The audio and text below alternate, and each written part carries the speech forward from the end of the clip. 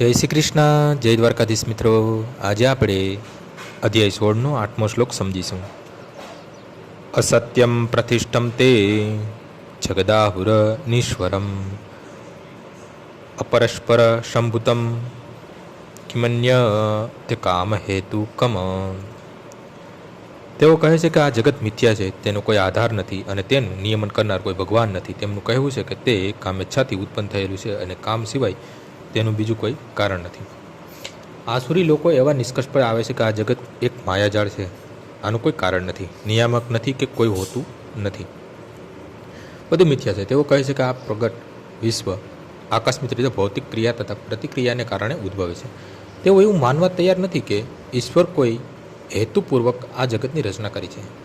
તેઓ તેમનો પોતાનો એવો અંગત મત ધરાવે છે કે આ જગત આપોઆપ ઉત્પન્ન થયું છે, આની પાછળ કોઈ ઈશ્વર નથી, કોઈ ઈશ્વરનો હાથ રહેલો નથી, એમ વિશ્વાસ કરવાનું કોઈ કારણ નથી. તેમને મન, જળ પદાર્થ અને ચેતનાત્મામાં કોઈ ભેદભાવ નથી અને તેઓ પરમાત્માને સ્વીકારતા નથી. તેમના મતે દરેક વસ્તુ માત્ર પદાર્થ છે અને સંપૂર્ણ જગત જાણે અજ્ઞાનનો પિંડ છે. તેમના મંતવ્ય મુજબ પ્રત્યેક વસ્તુ શૂન્ય છે અને જે સૃષ્ટિ દૃષ્ટિગોચર થાય છે તે તો દૃષ્ટિભંગને કારણે હોય છે.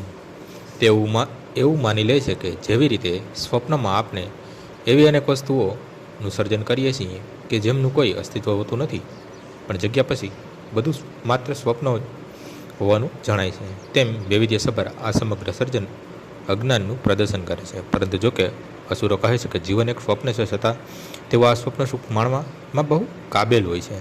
તેથી જ્ઞાન સંપાદન કર્યા વિના તેઓ સ્વપ્ન સૃષ્ટિમાં વધુને વધુ ગૂંચવાઈ જાય છે.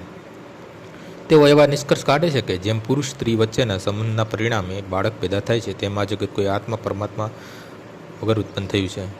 તેમના મતે માત્ર પદાર્થના સંયોગથી જ જીવો ઉત્પન્ન થાય છે અને આત્માના અસ્તિત્વને કારણે કોઈ સ્થાન નથી. જેવી રીતે અનેક સજીવ પ્રાણી પરસેવામાંથી અને મૃત શરીરમાંથી અકાર ઉત્પન્ન થાય છે, તેમ આ સર્વ જીવસૃષ્ટિ દ્રશ્ય જગતના ભૌતિક સંયોગમાંથી પ્રકટ થાય છે. માટે ભૌતિક પ્રકૃતિ આ જગતની કારણરૂપ છે, આનું કોઈ અન્ય કારણ નથી. તેઓ ભગવદ્ ગીતાના આ વચનો માનતા નથી. મયાધ્ય ક્ષેણ પ્રકૃતિ શ્રૂયતે સચરાચરમ. અખિલ ભૌતિક જગત મારી દેખરેખ હેઠળ ગતિશીલ થયેલું છે. બીજા શબ્દોમાં અસુરોને જગતના સર્જનનું સંપૂર્ણ જ્ઞાન નથી. દરેકનો કોઈને કોઈ અંગત સિદ્ધાંત છે. તેમના મતે શાસ્ત્રની એક વ્યાખ્યા અન્ય કોઈ વ્યાખ્યા સમાન જ છે, કારણ કે તેઓ શાસ્ત્રોક્ત આદેશોના પ્રમાણભૂત જ્ઞાનમાં વિશ્વાસ ધરાવતા નથી. આજનો શ્લોક અહીં પૂર્ણ થાય છે. આવતીકાલે ફરીથી સવારે 6 વાગ્યે મળીશું. જય શ્રી કૃષ્ણ.